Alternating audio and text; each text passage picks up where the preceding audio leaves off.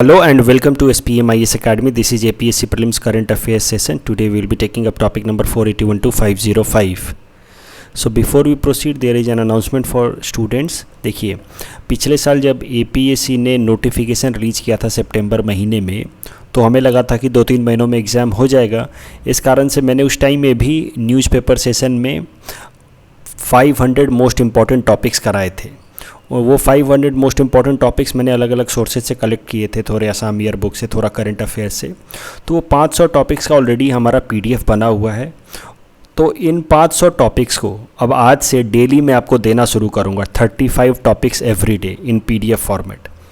तो वो 500 टॉपिक्स भी रिवाइज़ करने हैं हमें, और वो 500 टॉपिक्स दोबारा पढ़ाने का कोई मतलब नहीं है. अभी जो मैं ऑलरेडी करा चुका हूँ, तो शॉर्ट फॉर्म में मैं डेली उनका 35 टॉपिक्स एडिशनल PDF देना शुरू करूँगा, ताकि आने वाले 15 दिनों में ये 500 टॉपिक भी रिवाइज हो जाए हमारे.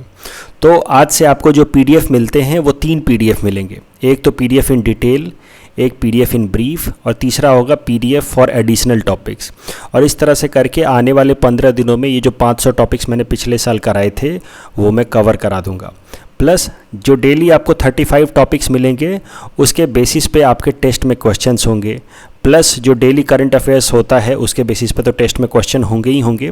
तो 35 टॉपिक से 35 टेस्ट क्वेश्चन होंगे, प्लस 15-20 क्वेश्चंस डेली के करंट अफेयर्स से होंगे. इस तरह से करके हम लोग आने वाले 15 दिनों तक ये सेशन को चलाएंगे. 25 अगस्त हमारा आखिरी डेट होगा, वहाँ तक मैं सब कुछ करा दूँगा, इंक्लूडिंग आसाम स्कीम, आसाम का बजट, प्लस यूनियन बजट भी मैं करा दूंगा. तो ये जो इम्पोर्टेंट चीज़ें हैं आसाम की स्कीम्स वगैरह, इसको मैं आखिरी दिनों के लिए बचा रहा हूँ. बिल्कुल अंत में मैं 23, 24, 25 तारीख को ये 3 चीज़ें करा दूंगा. तो इसकी चिंता नहीं करनी है. जितना हमने करंट अफेयर्स कर लिया है, it should be more than enough.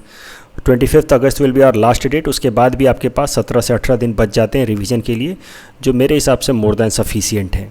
तो और तब तक हम लोग आपको सारा PDF कंपाइल करके भी दे देंगे. तो आई होप क्लियर है कि आने वाले टाइम में हम किस तरह से अप्रोच करने वाले हैं.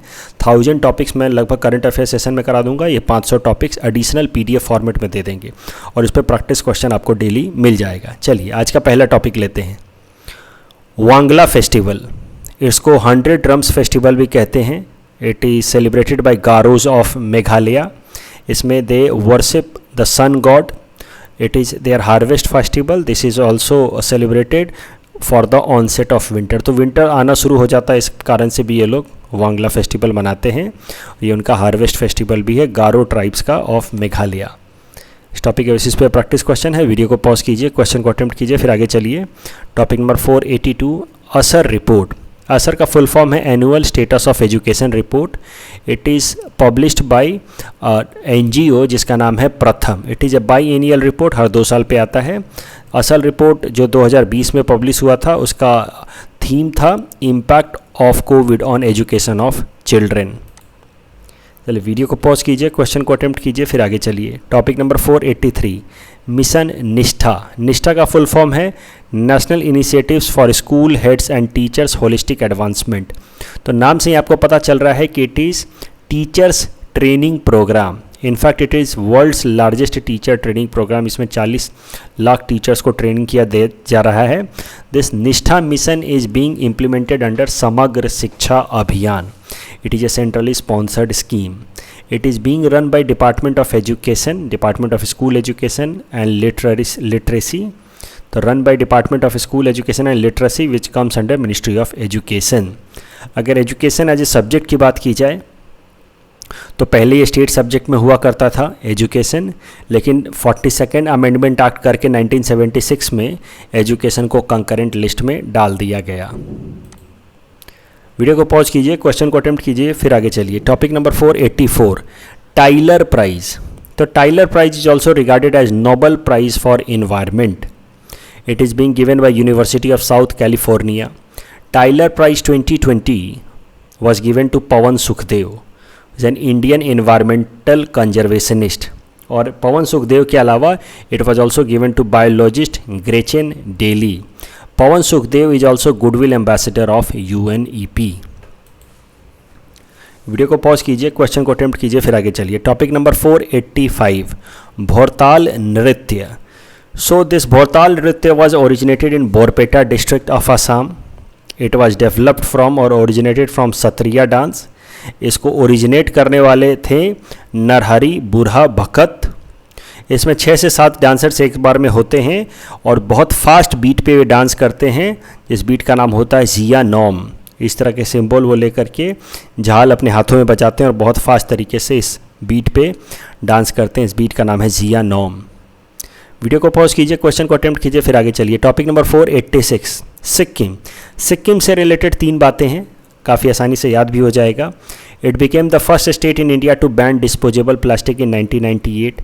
It was the first organic state of India, and Sikkim also became the first state to become open defecation free in India. Video को पॉज कीजिए, क्वेश्चन को अटेम्प्ट कीजिए, फिर आगे चलिए। Topic number 487 anti leprosy day. तो anti leprosy day 30 जनवरी को मनाया जाता है ताकि इसके खिलाफ अवेयरनेस क्रिएट की जा सके। और leprosy is also known as Hansen disease. It is caused by a bacteria जिसका नाम है माइकोबैक्टीरियम लेप्रोय। पूरे दुनिया भर में जितने भी लेप्रोसी के केसेस हैं उसके कम से कम 50% केसेस अकेले इंडिया में हैं, और इंडिया के अंदर भी लेप्रोसी के केसेस सबसे ज़्यादा बिहार में हैं।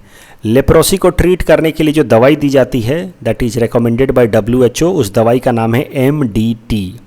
MDT में 3 दवाइयों का कॉम्बिनेशन होता है, रिफैमिपिसिन, क्लोफाजीमीन एंड डैप्सोन। अब ये तीनों नाम आप ना याद करें तो भी चलेगा। एटमैक्स अगर आपसे पूछेगा तो पूछेगा MDT है क्या। तो MDT is medicine against leprosy. It is given free in India under anti leprosy mission. Video को पॉज कीजिए, क्वेश्चन को अटेम्प्ट कीजिए, फिर आगे चलिए। Topic number 488 is about 15th finance commission. तो फाइनेंस कमीशन तो मैं पहले न्यूज़पेपर एनालिसिस में कई दफ़ा करा चुका हूँ, बट एक बार यहाँ थोड़ा डिटेल में रिवाइज करा देता हूँ क्योंकि ज़रूरी टॉपिक है। फाइनेंस कमीशन एक कॉन्स्टिट्यूशनल बॉडी है, created under article 280 of the constitution. हर 5 साल पे कॉन्स्टिट्यूट किया जाता है, जिसका काम होता है रिकमेंड करना सरकार को कि किस तरीके से जो सेंट्रल गवर्नमेंट का डिविजिबल टैक्स पूल है वो सेंटर और स्टेट के बीच में बंटना चाहिए। तो वर्टिकल डिस्ट्रीब्यूशन फार्मूला देना पहला काम होता है, फिर हॉरिजॉन्टल डिस्ट्रीब्यूशन फार्मूला देना दूसरा काम होता है कि स्टेट्स के बीच में यह पैसा आपस में किस प्रोपोर्शन में किस तरीके से बंटना चाहिए। ये 2 काम होते हैं फाइनेंस कमीशन के। उसके अलावा ये तो फाइनेंस कमीशन करता है under article 280 vertical and horizontal distribution formula देता है of the money that of divisible tax pool of the centre, how it should go to the states.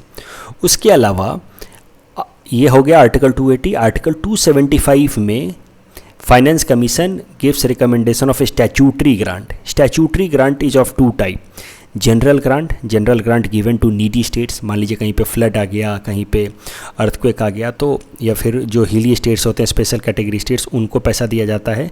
इस जनरल ग्रांट में भी असम को पैसा मिलता है फ्लड के लिए, इरोजन को कंट्रोल करने के लिए। उसके अलावा स्टैट्यूटरी ग्रांट में दूसरा ग्रांट आता है specific grant. Specific grant is given for the welfare of tribals.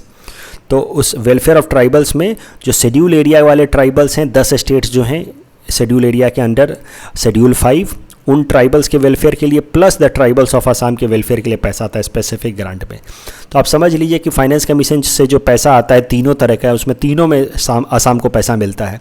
Article 280 divisible tax pool, statutory grant में जनरल ग्रांट में नीडी स्टेट्स में टैक्स को पैसा आसाम को पैसा मिलता है, और स्पेसिफिक ग्रांट में भी आसाम को पैसा मिलता है क्योंकि ये शेड्यूल ट्राइब्स के वेलफेयर के लिए है of schedule areas plus tribes of Assam.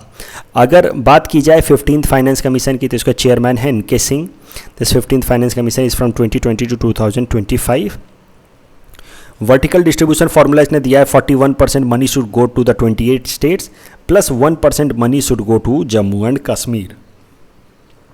Horizontal tax distribution में इसने जिन जिन फैक्टर्स को ध्यान में रखने के लिए कहा है उसमें है tax efforts 2.5% weightage, demographic performance 12.5% weightage, income distance 45% weightage, forest and ecology 10% weightage, area 15% and population 15%। तो ये एक बार देख लेना। अगर पिछले कुछ सालों का आप देखिए, हर एक फाइनेंस कमीशन का रिकमेंडेशन आप देखिए तो लगातार जो वर्टिकल टैक्स डिवोल्यूशन है वो बढ़ता गया है। 14th फाइनेंस कमीशन और 15th फाइनेंस कमीशन में बराबर ही रहा है वर्टिकल टैक्स डिवोल्यूशन, क्योंकि 14th फाइनेंस कमीशन के टाइम में जम्मू एंड कश्मीर भी स्टेट ही था, it was a kind state only, तो उस टाइम में 42% था। इस बार कैसा Jammu and Kashmir union territory बन गया है, तो 28 स्टेट्स को 41% प्लस जम्मू एंड कश्मीर को 1%, तो फिर भी तो मिला करके ये 42% हो ही जाता है। जो बातें आपको ध्यान रखनी है, chairman of 15th finance commission NK Singh, 41% money goes to 28 states, 1% for Jammu and Kashmir, and this is the vertical tax devolution formula, or this is the graph how previous finance commissions have given the vertical tax distribution formula. Video को pause कीजिए, question को attempt कीजिए, फिर आगे चलिए। Topic number 489, project elephant. It is A central sponsored scheme started in 1992। इसमें elephants के habitats और कॉरिडोर्स को प्रोटेक्ट करने पे फोकस किया जाता है। इसी प्रोजेक्ट एलिफेंट के अंतर्गत एलिफेंट सेंसस कराया जाता है, मतलब एलिफेंट्स की गिनती कराई जाती है हर 5 साल में एक बार। जो पिछली एलिफेंट सेंसस हुई थी वो 2017 में हुई थी, और इसमें पाया गया था कि Karnataka has highest number of elephants followed by Assam. सबसे ज़्यादा एलिफेंट्स कर्नाटका में हैं, फिर आसाम में, फिर केरला में, पिछले एलिफेंट सेंसस के हिसाब से। उसके अलावा एक और इनिशिएटिव लिया गया है, गज यात्रा इनिशिएटिव। गज यात्रा इनिशिएटिव में क्या किया जाता है कि एलिफेंट कॉरिडोर्स को फ्री रखा जाता है फ्रॉम ह्यूमन इंटरफेरेंस। कैसा होता है कि एलिफेंट्स तो बहुत ज़्यादा खाना खाते हैं, तो एक जंगल में तो ये रह नहीं सकते, तो एक जंगल से दूसरे जंगल में जाते हैं, फिर तीसरे जंगल में जाते हैं, एक जगह खाना खत्म हो जाता है तो फिर अगला दूसरे जगह जाते हैं अपने झुंड में। तो एक जंगल से दूसरे जंगल को जो एरिया कनेक्ट करता है उसको कहा जाता है एलिफेंट कॉरिडोर, जहाँ से एलिफेंट जाते हैं। अब हम लोग क्या करते हैं, वहाँ पे कभी रोड बना देते हैं, कभी रेलवे बना देते हैं, जिससे ये एलिफेंट्स की एक्सीडेंटल डेथ होती है। तो अब गज यात्रा इनिशिएटिव ले लिया गया है, जिसमें फोकस किया जाता है कि एलिफेंट्स के जो एलिफेंट कॉरिडोर्स हैं उसमें कोई भी ह्यूमन इंटरफेरेंस ना हो, ना रोड बनाया जाए, ना बिजली के खंभे लगाए जाए, ना रेलवे लगाए जाए, रेलवे लाइन बिछाई जाए। एलिफेंट्स के बारे में कुछ और बातें अगर देखी जाए तो एलिफेंट्स का जो आपको पता है झुंड में चलते हैं, और उन झुंड को लीड करने वाला एक फीमेल एलिफेंट होती है। और एलिफेंट्स के जो बच्चे होते हैं वो 5 साल तक अपने माँ के साथ रहते हैं, उसके बाद वो अपने माँ से सेपरेट हो जाते हैं। ठीक है, आपको सुन के हंसी आएगी कि सर ऐसी ऐसी बातें क्यों बता रहे हैं, लेकिन ये सवाल आप सामने देखिए, ये सवाल UPSC ने पूछा था। ठीक है जी, तो इस सवाल को अटेम्प्ट कीजिए। पिछला ही जो UPSC प्रीलिम्स हुआ था 2020 का, उसमें एलिफेंट से रिलेटेड ये सवाल आया था, तो अटेम्प्ट कीजिए। इतने इन्फॉर्मेशन से ये सवाल अटेम्प्ट हो जाएगा। इसमें आपको थोड़ा और दिमाग लगाना पड़ेगा। जैसे यहाँ पे एक स्टेटमेंट दिया है, maximum gestation period can be of 22 months. अब ये मैंने आपको बताया नहीं, बट फिर भी आप इसको कर लेंगे एलिमिनेशन मेथड से। तो एलिमिनेशन मेथड से करना, जैसे कि लास्ट स्टेटमेंट कह रहा है highest population of elephant in Kerala, तो आपको देखते समझ आ जाए कि ये तो गलत है, तो अब ढूंढो, तो B हो नहीं सकता, D नहीं हो सकता, तो अब आपको A और C में से ही कोई सही है। अब आपको कोई भी स्टेटमेंट अगर आप पकड़ लो, अब या तो 1 या 2 सही है, नहीं तो 3 सही है। ये होता है एलिमिनेशन मेथड। आई होप आप जानते ही होंगे। एलिमिनेशन मेथड आपके बहुत काम आने वाला है प्रीलिम्स में, तो इसकी खूब प्रैक्टिस करके जाइएगा, क्योंकि ऐसा कभी नहीं होगा कि आप जितने स्टेटमेंट पढ़ें सब आपको पता हो। आपको एक आधा स्टेटमेंट के बेसिस पे आंसर निकालना है। तो चलिए इस क्वेश्चन को प्रैक्टिस कर लीजिएगा, फिर आगे चलते हैं। युविका प्रोग्राम काफ़ी छोटा सा प्रोग्राम है, इसका फुल फॉर्म है Yuva Vigyani Karyakram. It was launched by ISRO in 2020। इसमें कैसा है, क्लास 9th और क्लास 10th के स्टूडेंट्स को सेलेक्ट किया जाएगा और उनको साइंस के फील्ड में इनकरेज किया जाएगा ताकि वो साइंटिस्ट बने। वीडियो को पॉज कीजिए, क्वेश्चन को अटेम्प्ट कीजिए, फिर आगे चलिए। Topic number 491, tax payer bill of right. तो this tax payer bill of right was introduced in budget 2020। इसके अंतर्गत क्या किया जाएगा, the tax payers will have certain rights. हमारे देश में अब जब हम टैक्स भरते हैं तो उसके बदले में हमें कुछ अधिकार मिलेंगे, rights of good governance and support from the government side. ये सब कुछ अधिकार होंगे हमारे under this tax payer bill of right that was introduced in last year budget of 2020।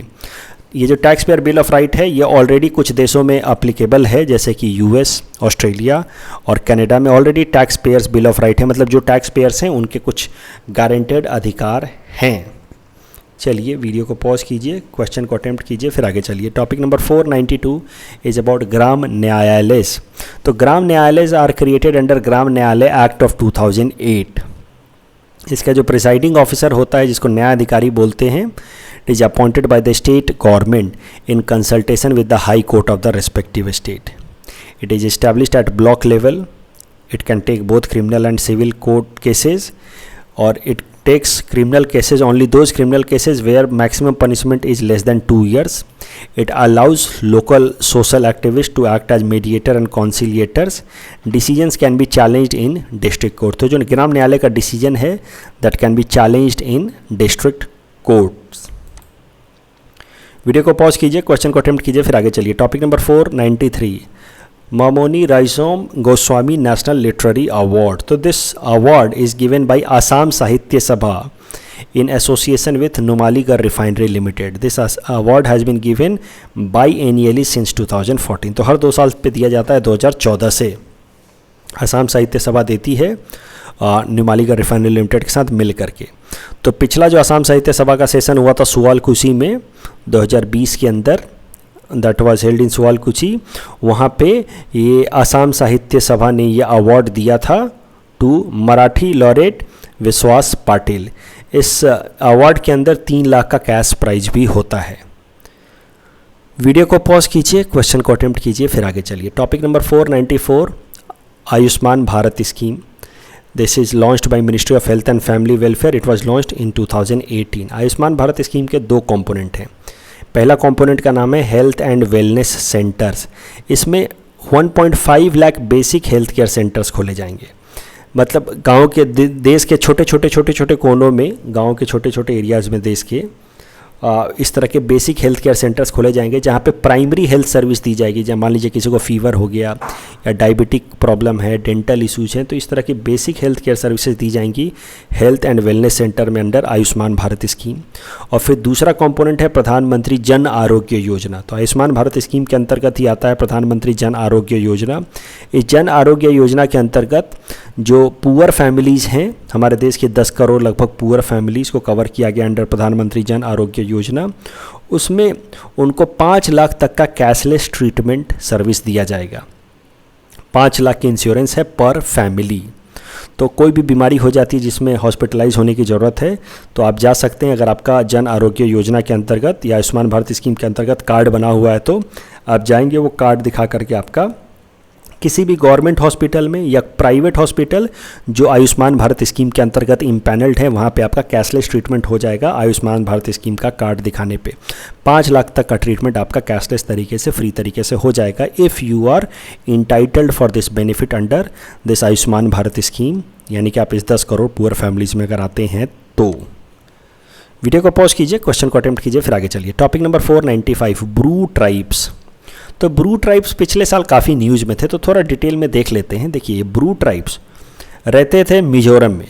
बहुत सारे ब्रू ट्राइब्स अभी भी मिजोरम में रहते हैं. तो मिजोरम के इधर वाला एरियाज़ में मेजॉरिटी ट्राइब रहता है मिजो ट्राइब, जबकि मिजोरम का ये जो मिजोरम और त्रिपुरा का जो बॉर्डर है यहाँ पे माइनॉरिटी कम्युनिटी वाले ब्रू ट्राइब्स जिनको रियांग भी कहते हैं वो रहते थे. तो ये है मिजोरम. यहाँ पे इस साइड में रहते हैं मिजो ट्राइब्स और यहाँ पे त्रिपुरा वाले बॉर्डर पे रियांग्स या ब्रू रहते हैं. इनके बीच में इतनी कन्फ्लिक्ट होता रहता था, तो लड़ाइयाँ होती रहती थीं.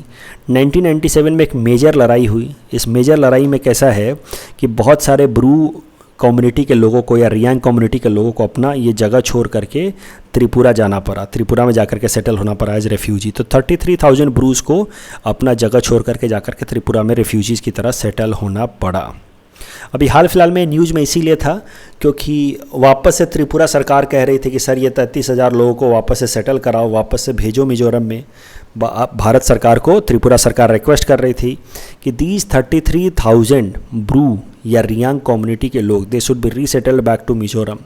लेकिन रियांग कम्युनिटी के लोग जाना नहीं चाहते थे. वो बोलते थे कि हम वहाँ जाएंगे तो फिर मारपीट होगा, फिर हमें हरास किया जाएगा.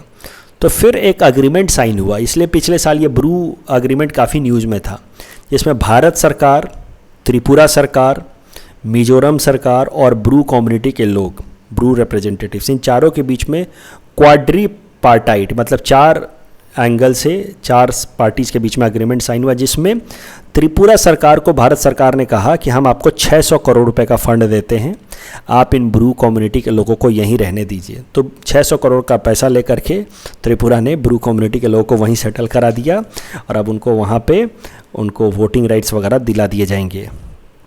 इसी कारण से न्यूज़ में था.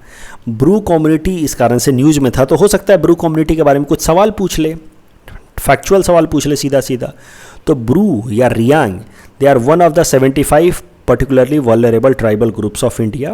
It is believed that this Bru community originally lived at San Plateau of Myanmar. यहाँ रहते थे and they moved from the San Plateau of Myanmar to Tripura and Mizoram of India. इनकी पॉपुलेशन लगभग 1,88,000 है.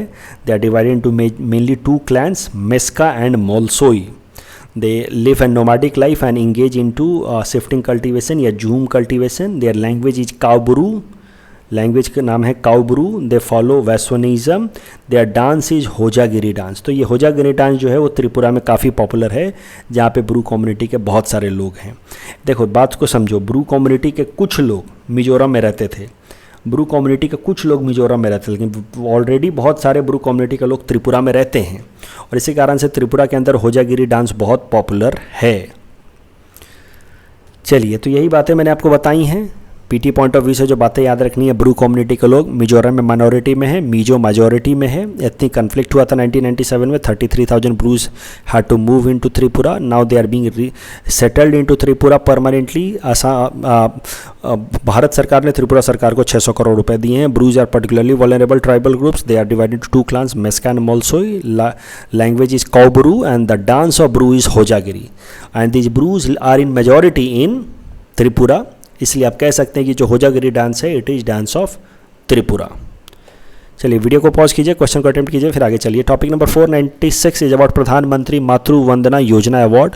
तो 2019 में ministry of women and child development ने प्रधानमंत्री मातृ वंदना योजना अवार्ड दिए थे अलग अलग डिस्ट्रिक्ट को for good implementation of this scheme.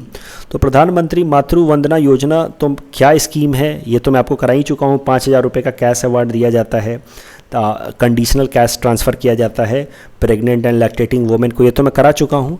अब ये अवार्ड के बारे में देख लेते हैं जो 2019 दिसंबर में दिया था ministry of women child development ने. इसके हिसाब से जो बेस्ट स्टेट था प्रधानमंत्री मातृ वंदना योजना को इम्प्लीमेंट करने वाला, और बेस्ट स्टेट था मध्य प्रदेश. और अगर बेस्ट डिस्ट्रिक्ट की बात की जाए तो सबसे बेस्ट डिस्ट्रिक्ट था इंदौर इस योजना को इम्प्लीमेंट करने वाला पहले नंबर पे. दूसरे नंबर पे था कुर्नूल आंध्र प्रदेश वाला, और तीसरे नंबर पे इस योजना को इम्प्लीमेंट करने में सबसे आगे था तीसरे नंबर पे साउथ सलमारा मनकसार. तो हमारे स्टेट में south Salmara Mankachar was the best performing state as far as प्रधानमंत्री Matru Vandana Yojana award is concern. Video को पॉज कीजिए, क्वेश्चन को अटेम्प्ट कीजिए, फिर आगे चलिए. Topic number 497 Gandhi ji visit to Assam. 4 बार गांधी जी ने विजिट किया है. 1921 में ड्यूरिंग नॉन कोऑपरेशन मूवमेंट, 1926 में to attend 41st session of Indian National Congress held at Pandu near Guwahati. 1934 to campaign against untouchability and 1946 to campaign against partition of India. ये जो 1946 में उन्होंने विजिट किया था असम का, उस टाइम में ही स्टेड एट सरनिया आश्रम इन सरनिया हिल्स. तो सरनिया हिल्स में तो आपको पता ही है गांधी मंडप है, वहाँ पे बाद में चूँकि गांधी जी ने वहाँ विजिट किया था इसलिए सरनिया हिल्स पे बना दिया गया गांधी मंडप. अब सरनिया हिल्स के गांधी मंडप में एक इस तरह का गांधी जी की मूर्ति है, स्कल्पचर है. ठीक है जी, ये स्कल्पचर बनाया है बहुत ही पॉपुलर हमारे यहाँ के स्कल्प्टर थे असम के राम किंकर बाइज साहब ने. तो ये स्कल्प्टर राम किंकर बाइज साहब ने बनाया इस स्कल्पचर को, और इन्होंने शुरुआत की थी, ज़्यादातर पार्ट उन्होंने बनाया. तो अगर आपसे कोई पूछे कि स्कल्पचर किसने बनाया है तो आंसर इज राम किंकर बाइज. ये स्कल्पचर को इनॉग्रेट किया गया 2 अक्टूबर 1970 को. इस स्कल्पचर को टाइटल भी दिया गया, इस स्टैचू को टाइटल भी दिया गया है द अपोस्टल का. ये पिछले साल बहुत न्यूज़ में था. आप बोलेंगे कि सर ये क्यों पढ़ा रहे हो, ये करंट अफेयर्स थोड़ी हुआ, लेकिन ये पिछले साल ये स्कल्पचर काफ़ी न्यूज़ में था क्योंकि बात चल रही थी 2-3 सालों से कि स्कल्पचर को तोड़ दिया जाए, हटा दिया जाए, क्योंकि गांधी जी को ठीक से रिप्रेजेंट नहीं कर रहा है. गांधी जी ऐसे नहीं दिखते थे, मतलब सरल शब्दों में एक आता है, इसको तोड़ दिया जाए और नया अच्छा स्कल्पचर बनाया जाए. तो इस पर काफ़ी बहुत ज़्यादा प्रोटेस्ट भी हुआ कि अरे जैसा भी है राम किंकर बाइज साहब ने बनाया है तो ये अच्छा है, इसको रखना चाहिए उनकी याद में. ये सब काफ़ी प्रोटेस्ट हुआ. बाद में असम सरकार ने कहा ठीक है, जैसा भी स्कल्पचर इसको वैसे ही रहने देते हैं. तो इस कारण से ये करंट अफेयर्स का हिस्सा था. चलिए, वीडियो को पॉज कीजिए, क्वेश्चन को अटेम्प्ट कीजिए, फिर आगे चलिए. टॉपिक नंबर 498 अटल अमृत अभियान. It was launched on 25th December 2016, that is 92nd birth anniversary of Atal Bihari Vajpayee government. It was launched by Assam government. ध्यान रखना, असम सरकार ने इसको लॉन्च किया था. It is a health insurance scheme. इसमें 437 तरह के इलनेस में इलाज कराया जाता है 437 kinds of illness under 6 groups of disease, cardiovascular, cancer, kidney, neonatal, neurological condition and Burns. इसमें उन फैमिलीज़ को कवरेज दिया गया है जिनकी इनकम 5 लाख से कम है, and the coverage is under this scheme is up to ₹2 lakh annually. तो जिस तरीके से अपना ये स्कीम था प्रधानमंत्री जन आरोग्य योजना, इसमें 5 लाख तक का कैशलेस ट्रीटमेंट था, उसी तरीके का है ये अटल अमृत अभियान। अंतर बस इतना है कि असम सरकार ने शुरू किया और इसमें 2 लाख तक का ट्रीटमेंट होगा, कैशलेस ट्रीटमेंट होगा। वीडियो को पॉज कीजिए, क्वेश्चन को अटेम्प्ट कीजिए, फिर आगे चलिए। Topic number 499, Tripura hornbill festival. तो हॉर्नबिल फेस्टिवल तो आपको पता ही है कि नागालैंड में मनाया जाता है सिंस द ईयर 2000 एनुअली, हर साल मनाया जाता है 1 दिसंबर से 10 दिसंबर। लेकिन पिछले साल 2020 में त्रिपुरा सरकार ने भी फैसला लिया कि हम लोग हॉर्नबिल फेस्टिवल मनाएंगे। सो इस कारण से पिछले साल त्रिपुरा सरकार ने पहली बार हॉर्नबिल फेस्टिवल मनाया था 2020 में, फिर अगले साल हो नहीं पाया कोरोना के कारण। तो पर्पस था कि त्रिपुरा के अंदर भी टूरिज्म को प्रमोट किया जाए और हॉर्नबिल का कंजर्वेशन को प्रमोट किया जाए, इसके लिए हॉर्नबिल फेस्टिवल त्रिपुरा के अंदर भी मनाना शुरू कर दिया गया। चलिए वीडियो को पॉज कीजिए, क्वेश्चन को अटेम्प्ट कीजिए, फिर आगे चलिए। Topic number 500 is about project Ashwas. तो project Ashwas is initiative of Assam police, जिसका मेन ऑब्जेक्टिव है to help the children who are victim of violence and terrorism. Video को पॉज कीजिए, क्वेश्चन को अटेम्प्ट कीजिए, फिर आगे चलिए। Topic number 501, Indian genome project. तो इंडियन जीनोम प्रोजेक्ट को बाद में समझेंगे, पहले समझिए कि एक ह्यूमन जीनोम प्रोजेक्ट चला था 1990 से लेकर के 2003 तक। ये एक इंटरनेशनल प्रोजेक्ट था, ऐसा मान लीजिए। ह्यूमन जीनोम प्रोजेक्ट ये एक इंटरनेशनल प्रोजेक्ट था जिसमें दुनिया भर के लगभग 20,500 लोगों के ह्यूमन जीन्स को या डीएनएस को लिया गया था और उसकी सीक्वेंसिंग की गई थी। तो एकदम सरल शब्दों में बोले तो ह्यूमन जीनोम प्रोजेक्ट 1990 में शुरू किया गया, 2003 तक चला। 13 सालों में दुनिया के अलग अलग कोने से लोगों के डीएनए की सैंपलिंग की गई, डीएनए को स्टडी किया गया कि भाई किस किस तरह के डीएनएस हैं, ठीक है। अब उसी तरीके का जैसा human genome project international level पे चला है, उसी तरीके का हमारी सरकार ने पिछले साल शुरू किया था। कोरोना के थोड़े दिन पहले ही शुरू किया था, तो ऑफ कोर्स बंद ही हो गया। फरवरी में शुरू किया था, अभी तक इसमें कुछ खास काम हुआ नहीं है। इंडियन जीनोम प्रोजेक्ट शुरू किया था।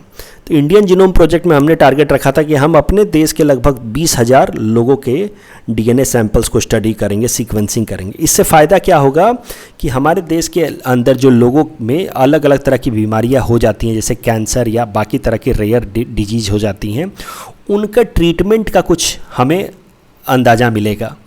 अगर डीएनए को हम स्टडी कर लें कि इंडियन लोगों के डीएनए कैसा है, तो उनके ट्रीटमेंट का कुछ अंदाज़ा मिलेगा। Plus we can predict and diagnose and precise and we can involve in precision medicine, कि एग्जैक्टली हमारे यहाँ के लोगों के लिए कौन सी बीमारी, कौन सी दवाई किस तरह से काम करेगी। अगर डीएनए स्टडी कर लिया जाए, देखिए नॉर्मली तो इंटरनेशनल दवाइयाँ आती हैं, वही हर आदमी खाता है, लेकिन डीएनए के हिसाब से अगर प्रॉपर डीएनए सीक्वेंसिंग कर लिया जाए तो जो मेडिसिन है वो प्रिसाइज तरीके से प्रिसीजन में दिया जा सकता है और प्रॉपर डायग्नोसिस भी की जा सकती है। तो that was the purpose of Indian genome project. पिछले साल शुरू किया, अभी तक कुछ खास काम हुआ नहीं है। वीडियो को पॉज कीजिए, क्वेश्चन को अटेम्प्ट कीजिए, फिर आगे चलिए। ये क्वेश्चन थोड़ा सा आपको लगेगा कि मैंने अलग दे दिया है, इस टॉपिक में पढ़ाया कुछ और, दे कुछ और दिया, जानबूझ करके दिया है। ये क्वेश्चन पिछले साल यूपीएससी में पूछा गया था, आई थिंक 2018 में यूपीएससी में पूछा गया था। तो मैं चाह रहा हूँ कि ज़्यादा से ज़्यादा यूपीएससी टाइप के क्वेश्चंस आपको करा दिए जाए। तो इस पर थोड़ा दिमाग लगाइए, सोचिए, गेस कीजिएगा, आपको जवाब मिल जाएगा, नहीं तो जवाब तो मैं दे ही दूंगा। सोचिए, इसको अटेम्प्ट कीजिए। Topic number 502 is about Vibhuti Lahkar. Of course is an environment conservationist from Assam. इनका नाम तो आप जानते ही होंगे, मुझे उम्मीद है। तो ये पिछले 20 सालों से मानस नेशनल पार्क के फ्लोराज, फौनाज और उसके हैबिटेट को, ग्रासलैंड्स को प्रोटेक्ट करने की कोशिश कर रहे हैं। और ये पहले ऐसे एशियन हैं जिनको heritage hero award of IUCN मिला है। Is first Asian to have this heritage hero award of IUCN। हाल फिलहाल में विभूति लहकर साहब न्यूज में इसलिए थे क्योंकि इनको विटले अवार्ड के लिए शॉर्टलिस्ट किया गया था। विटले अवार्ड के लिए शॉर्टलिस्ट किया गया था, लेकिन विभूति लहकर साहब को बाद में ये विटले अवार्ड मिला नहीं। He did not receive it. ये कई लोग हैं जिनको विटले अवार्ड मिला है। अब इनके नाम याद रखने की ज़रूरत नहीं है, ये सब फॉरेनर्स हैं। एक बात आपको याद रखनी है, जब विटले अवार्ड की बात चली ही है तो, क्योंकि विटले अवार्ड थोड़ा इंपॉर्टेंट माना जाता है, it is known as green Oscar. तो विभूति लहकर साहब को तो इस साल नहीं मिला ये ग्रीन ऑस्कर या विटले अवार्ड, लेकिन हमारी स्टेट से पूर्णिमा देवी बर्मन जी को ये विटले अवार्ड मिल चुका है 2017 में फॉर कंजर्वेशन ऑफ हरगिला बर्ड्स। तो ग्रेट एडजुटेंट स्टॉर्क बर्ड्स जो होते हैं, हरगिला बर्ड्स, उनको प्रोटेक्ट करने के लिए पूर्णिमा देवी बर्मन जी को ये व्हिटले अवार्ड 2017 में मिल चुका है। हरगिला बर्ड्स में ऑलरेडी करा चुका हूँ। इस बर्ड्स को प्रोटेक्ट करने के लिए उन्होंने विमेन के अगेंस्ट, विमेन के अंदर अवेयरनेस भी क्रिएट करना शुरू किया आसाम में। उन्होंने एक आर्मी बनाई विमेन की, जिसको हरगिला आर्मी नाम दिया गया, उन्होंने खुद दिया। इसका काम था कि हरगिला बर्ड्स को प्रोटेक्ट करें। और एक टाइम में हरगिला बर्ड्स लगभग ख़त्म हो गए थे हमारे स्टेट आसाम में, लेकिन आज वापस से उनकी पॉपुलेशन अच्छी खासी हो गई आसाम में, because of the contribution by Purnima Devi Barman. Video को पॉज कीजिए, क्वेश्चन को अटेम्प्ट कीजिए, फिर आगे चलिए। Topic number 503 is about south China sea. तो साउथ चाइना सी आपको पता है, कई दफ़ा सुन रखा होगा अगर न्यूज़पेपर एनालिसिस फॉलो कर रहे हैं तो आप, कि चाइना ने साउथ चाइना सी पे बहुत सारा पार्ट पे क्लेम कर दिया। लगभग 90% पार्ट पे चाइना ने क्लेम कर दिया है by drawing this artificial 9 dash line. ऐसा नहीं कि सच में लाइन ड्रॉ कर दिया है, बट मैप के ऊपर ये 9 डैश लाइन ड्रॉ करके वो कहता है कि ये साउथ चाइना सी के लगभग सारे आइलैंड्स मेरे हैं। कितने सारे आइलैंड्स हैं जो चाइना ने एक्वायर कर लिया? For example Spratly island. तो स्पार्टले आइलैंड, ये स्पार्टले ग्रुप ऑफ आइलैंड्स हैं। This has been now acquired by China. These islands belong to Taiwan, Malaysia, Philippines, Vietnam, but China forcefully has acquired these Spratly Islands. Parcel Island, it is disputed between China and Vietnam. ये देखिए parcel islands disputed between China and Vietnam. तो हम लोग कैसे याद करते थे, थोड़ा सा हिंट्स दे देता हूँ। Who ate my parcel, we ate my parcel, तो वियतनाम एट माई पार्सल। तो इससे पता चल जाएगा कि Paracel island is disputed between China and Vietnam. इसी तरीके से कुछ भी आप बना के रट लो, रटने से मतलब है कैसे भी रटो। स्कारबोरो आइलैंड, तो Scarborough island is disputed between between Philippines and China. इसने 9 डैश लाइन अपना लगा के सब हड़प लिया है, ठीक है। तो कम से कम ये याद रखना कि parcel is disputed between Vietnam and China, क्योंकि यूपीएससी पूछ चुका है। और Scarborough island is disputed between Philippines and China. Philippines ने हाल फिलहाल में एक इंटरनेशनल कोर्ट ऑफ आर्बिट्रेशन में चाइना के खिलाफ भी कंप्लेन भी किया था। डिसीजन चाइना के खिलाफ आया कि आपने स्कारबोरो आइलैंड पे गलत तरीके से ज़बरदस्ती अखबार कर रखा है, लेकिन चाइना ने इसको डिसीजन को मानने से इनकार कर दिया। बोला जो करना है कर लो, मैं तो नहीं छोड़ रहा स्कारबोरो आइलैंड। ऐसा नहीं कहा, मतलब उन्होंने कहा कि you are not authorize to give verdict on such issues, इस तरह की कुछ बात कही उन्होंने। चलिए अब इस टॉपिक के बेसिस पे ये प्रैक्टिस क्वेश्चन है, इस क्वेश्चन को अटेम्प्ट कीजिए, फिर आगे चलिए। टॉपिक नंबर 504 इज़ अबाउट लोक अदालत। तो हमारा जो कॉन्स्टिट्यूशन है उसका आर्टिकल 39A यानी कि डीपीएसपी का पार्ट कहता है कि there should be free legal aid to poor and the weaker section. ये जो 39A है that was not originally in the constitution, it was inserted in the constitution as a result of 42nd amendment act in 1976। तो मुद्दा यह है कि गरीब लोगों को सस्ते दामों पे, फ्री दामों पे लीगल सर्विसेज मिलने चाहिए। तो लीगल सर्विसेज मिलने के लिए कॉन्सेप्ट लाया गया लोक अदालत। और लोक अदालत was brought according to लोक अदालत पूरे इंडिया भर में बनाए गए according to this act known as legal services authority act 1987। लेकिन ध्यान से समझिए, ये कानून बनने से पहले ही गुजरात सरकार ने अपने स्टेट में लोक अदालत बना दिए थे on the basis of this DPSP itself. तो डीपीएसपी के बेसिस पे ही गुजरात ऐसा पहला स्टेट बन गया था जिसने अपने स्टेट के अंदर लोक अदालत बनाए थे। लेकिन बाद में इसको लोक अदालत को स्टैट्यूटरी स्टेटस दे दिया गया जब एक कानून बनाया गया पार्लियामेंट द्वारा, legal services authority act of 1987, जिसमें फोकस रखा गया कि अब कानून की मदद से एक स्टैट्यूटरी बॉडी हर स्टेट में बनाई जाएंगी लोक अदालत, जिनका पर्पस होगा कि सिविल केसेस को स्पीडी तरीके से रिजॉल्व करें। सिविल केसेस को, इसमें क्रिमिनल केसेस नहीं लिए जाते हैं, ये ग्राम न्यायालय जैसा नहीं है, इसमें सिविल केसेस लिए जाते हैं, इसको स्पीडी तरीके से रिड्रेसल किया जाता है। The decisions of Lok Adalat are final and binding. चलिए वीडियो को पॉज कीजिए, क्वेश्चन को अटेम्प्ट कीजिए और आगे चलिए। Topic number 505 steps taken to promote exports. तो भारत सरकार ने कुछ स्टेप्स लिए थे, कुछ स्कीम्स लाए थे एक्सपोर्ट्स को प्रमोट करने के लिए। पहला स्कीम था remission of duties on taxes on export product, short में RODTEP। हो सकता है एग्जाम में आपको सीधा सीधा यही दे दे, RODTEP।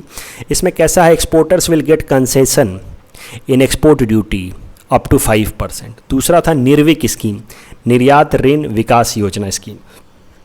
इसके अंतर्गत enhanced insurance cover will be provided and reduced premium will be given for small exporters. तो जो छोटे एक्सपोर्टर्स हैं उनको ज़्यादा इंश्योरेंस कवरेज दिया जाएगा और प्रीमियम अमाउंट भी घटा दिया जाएगा अंडर निर्विक स्कीम।